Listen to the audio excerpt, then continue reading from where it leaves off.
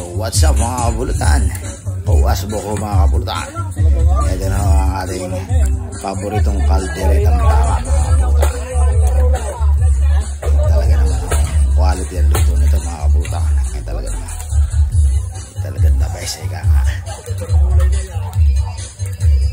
Quality. Pambahaw na para na. Talaga naman.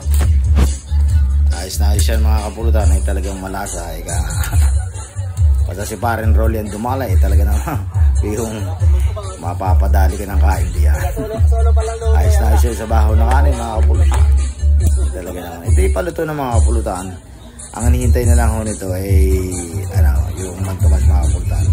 Pag ayan ho hinalagyan ng mantumas ay talaga namang luto na yan mga kapulutan at aangoy na isa matumas isa dyan ang napakasarap yan pag ayan ay talagang hinangon talagang halimuya kami na talaga namang ikay mapapata mga kabulutan. At hanggang dito na ang video natin mga kabulutan. Please like and share. Ayan, salamat po sa inyo lahat mga kabulutan.